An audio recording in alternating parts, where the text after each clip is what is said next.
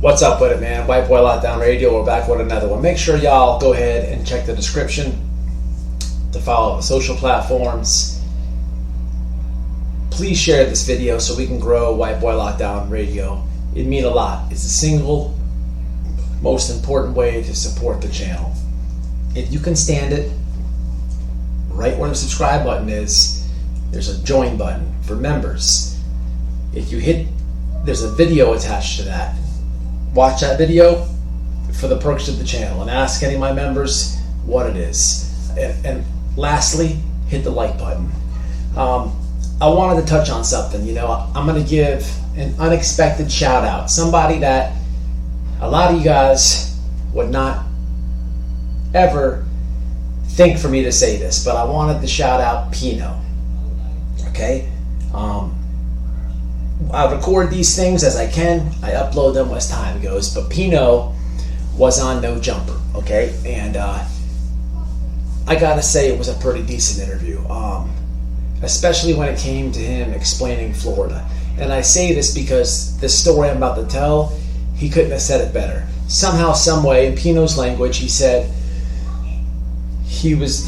I never knew Pino was in prison twice, but the way that he explained it was very relatable to me. He said something in the lines of his first time, it was like more of a North Florida versus South Florida. The second time was gang related. And he's exactly right. That's how it went for me. Okay? Except the way that I would explain it, at least where I was it was more of a, in Florida here, it's a long state, very long. It's one of the biggest states. But what they would do, this story is my first time being locked up. How they would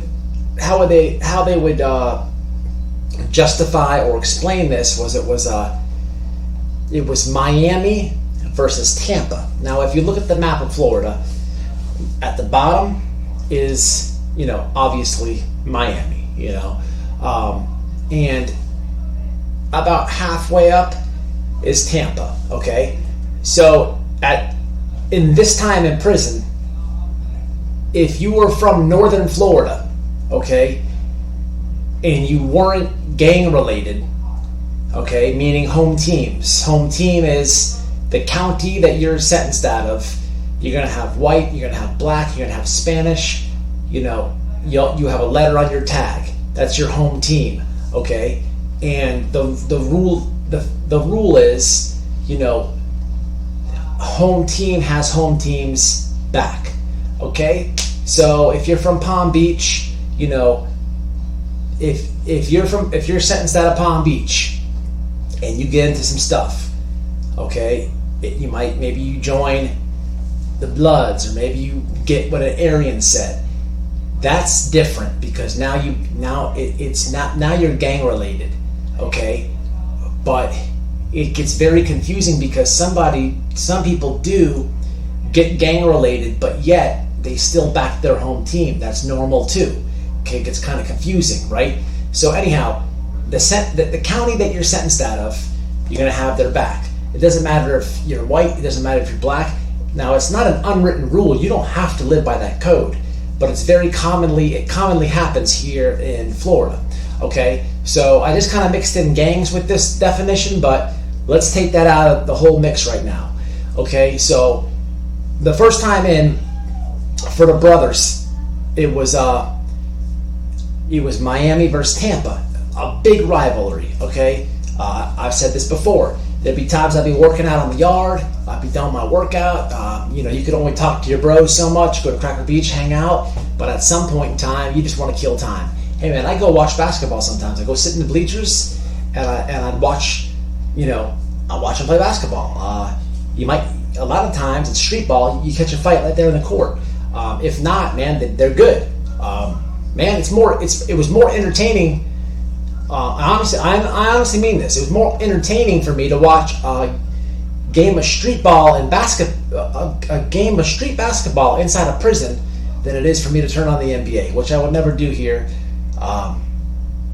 because the NBA is woke. But inside, man, you can really watch it. And depending on what camps you go at, Some camps have a softball. Okay, they got a real baseball field, and every camp's the same. They got a big track around it, a big track. Whether you run it or whether you walk it, everybody walks it. There's a lot of gang meetings. You have a little bit of privacy because you can get away from people and walk and talk. Okay, but the track goes around the whole baseball field. But at this camp, they did have softball. They had softball, volleyball, football, basketball, handball, soccer, and that's it. Probably missing something, but anyhow, it's very competitive inside of prison. Very, very, very competitive. So the whole Tampa versus Miami thing, the rivalry, was very big. Now, mind you, this is not two cities we're talking about. In reality, yes, Miami is a city and Tampa is a city, and they happen to be big cities inside of Florida. But Miami would consist of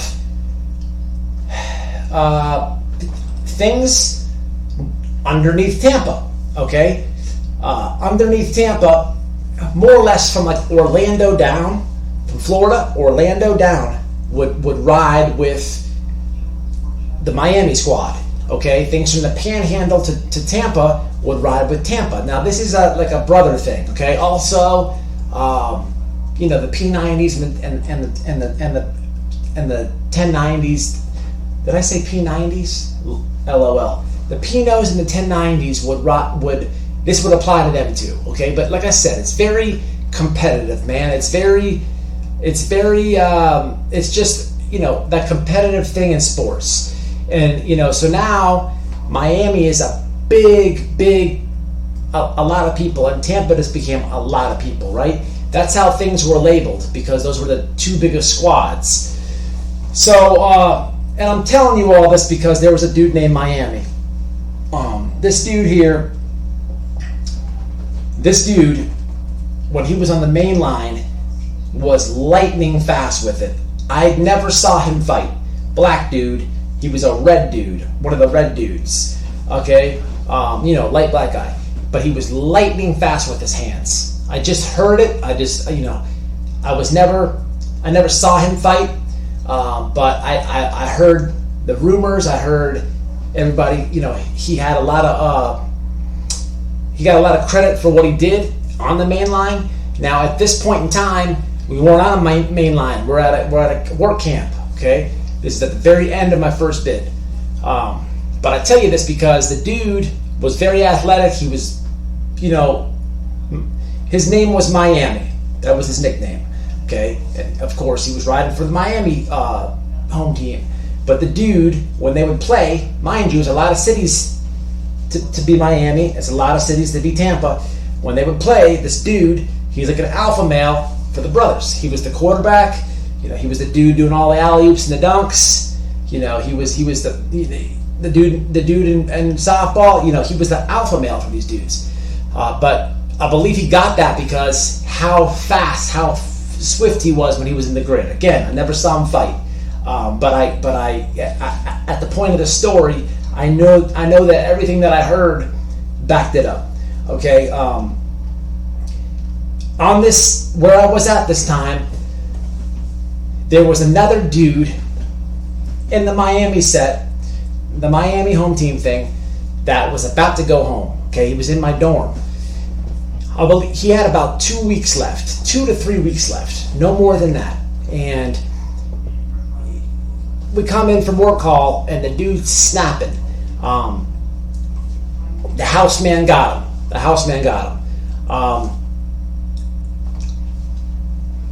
That's for another video, but house men always steal because they're always in the dorm. It doesn't matter if you have to leave the prison dorm. You're not just locked up in a dorm all day. You have call outs, you got job duty to do. You might have to go to GED. You're gonna go to rec a few times a day. If you don't go to rec, you gotta go to the canteen to make calls a couple days. There's sick calls. So you can't always be in a dorm. Even if you're, I hate to say homebody and use that for prison, but even if you're a homebody type of dude, you have to leave the dorm at some point. The housemen are always going to be in the dorm with you. Oh, in the dorm by themselves, I'm sorry. Sometimes, scratch all that I just said, sometimes the COs will get on the microphone and say, mandatory rec, everybody, get out. You don't get out, you're going to the box. So, instead of it being an option to go to rec, you have to get out because they're doing a shakedown or something. But the housemen are always going to be in there cleaning up the mess of them ripping through your bed, ripping through your locker, and all that type of stuff, right? Okay, it's just an unwritten thing. Housemen are always in there. So the dude gets back from work call, and somebody went through his locker. He only had 2 weeks, 3 weeks left for his whole prison bid. Okay, the dude's been down a couple years, and he's snapping, man. He's snapping. All right. He's selling out. He's selling wolf tickets, but not really, because if he had more time, this dude would have bumped all day. Another dude that was he was also athletic and stuff, but he's about to go home. He literally just got done coming back from classification, on his EOS package. So, it doesn't take a rocket scientist to figure out, well, who was in the dorm when you were gone, this and that, right? So, fingers get pointed at the housemen, all right? At this point in time, a couple of these housemen were in folk, okay? The making of this video, me growing up, Folk Nation was big coming up, okay? To this day, leave it in the comments. I don't know what the hell the difference is between folk and GD. I really don't. I'll tell you what the gang knowledge that I knew coming on the street and then going to prison, it gets so confusing, man. There's so many gangs that I've learned being locked up, whether it's folk, GD, Imperials, Maniacs, Crip, Blood, and all the Aryan stuff. There's so much stuff. And the home team games, Death Before Dishonored, DBD, Cutthroats, Money, Power, and Respect, NPR. It gets so confusing, man, to keep up with all of them. But let me know in the comments the difference between folk and GD. But anyhow, these dudes were folk, right? So the fingers get pointed at them, this and that, and rec gets called. Evening rec gets called. The last rec of the day. So the dude that was from Miami goes over to the whole Miami squad, and man, you can see them. They're politicking, but it's a huge squad. And then you look over there and you see the whole Tampa squad squatted up. Now these dudes did not like each other, okay? But, at the same time, there was mutual respect, okay? They always did some type of sporting event on every rec yard, okay? I don't remember what they were about to do on this yard, but, by the looks of things, you think that all them cities over here and all them cities over here are about to crash each other. But that's not what it was. The dude that was about to go home was telling Miami what had happened. Miami still had time left. Now remember, Miami is the red dude who had super fast hands, who was the alpha of the whole Miami clique, right? They're politicking. Word had already gotten back to the whole Tampa squad. Remember, Florida, all the way to Tampa. Remember, all that. Now, we're talking about the brothers now, right? Word had got back to the Tampa squad. Tampa squad was ready to go in with the Miami dudes on these folk dudes, right? It's about to go down. Okay, so you got to remember, I'm talking about Miami and talking about Tampa. That's just two cities, but we're talking about every city from the top of Florida to Tampa. That's more than half the state claiming Tampa. Then you got to remember Orlando to the bottom of the state. Now, this is the whole state of Florida. A lot of brothers. Anyhow, there's so much mutual respect. Yeah, they beefed with each other, but they rode with each other for the simple fact that, man, every yard, it's basketball, volleyball, handball, football, softball, basketball. It's interrupting their sporting things, man. And these dudes used to fight all the time. But anyhow, word gets back. So the dude Miami, from the Miami set, walks over to the Tampa squad and says, hey, man, y'all just fall back. They're like, man, we're going to ride with you, this and that, man. F them dudes. He said, man, I got it. So the dude Miami tells the other dude that was in the Miami set, home team clique, he's like, listen, I'll take the fade. I want the fade. You're about to go home, cuz. Just go ahead and go home. I got this. You're from my city. The dude's like, man, nah, I don't feel right, man. I'm going to fade him. And the dude's like, man, nah, I want the fade. Just fall back. I got this. So now you got all these brothers over here. The whole squad, like shit, the Tampa boys shifted over this way. And we're just like posted up. So it was, they wanted to ride for these dudes, but they didn't. The Miami squad goes over here. Now, the Folk Nation Housemen, dude, they did take it. They did take whatever was in his locker. And it was nothing big, man. We're talking about, less than $5, $7 worth of canteen. Okay? The dude was going to eat off that until he went home, He was not going to go to the window again. No more money getting sent in. But, I guess they thought on it, If I hit this, it's a sweet lick. Dude's about to go home. He ain't going to do nothing. But, man, were they wrong. So, now you got the folk dudes lined up. In the dorm, there's about five folks in this dorm. But, listen, it's yard. So, they kind of, congregated or whatever. There's about 12 folk out there, okay? At the time, Miami stepped to them. I don't know exactly how many were here or what was happening, but, man, Miami walked up to him, and he said, hey, man, line that shit up. Line that shit up, man. Line it up. And the dude's like, they're all looking at each other like, what? When he said this, man, he's saying it in front of, like, squads of people, okay? You're in a set. You're banging, man. You have to get in there with them. And I'm talking about Miami and Tampa. I'm not even talking about the Bloods and Crips and nothing else, right? So, man, remind you, this dude had the fastest, he was known to have the fastest hands on the pound. I've never seen him fight, but boy, did I see him fight this day. So, he said, line it up. Now, line it up means, hey, man, let's run it. Me versus you. Beat you, next. Me versus you. Beat you, next. Me versus you. Oh, you beat me, no more line. Man, this dude lined up all these folk dudes and straight up ran through them. Ran through these dudes. One dude he just open hand smacked. Okay? Open hand smacked. Cocked it back. Bah! Damn near dropped the dude. I never seen a set look this soft before. I never seen one dude, line up that many people and literally at the end of the line look like he could fight three more. All that football, all that softball, handball, basketball, boy, did it pay off. And the dude wasn't no little dude. He had to be about $175, $180, ripped. Been down a long time, no dope, didn't drink no buck, no hooch. Man, he ran through the entire folks.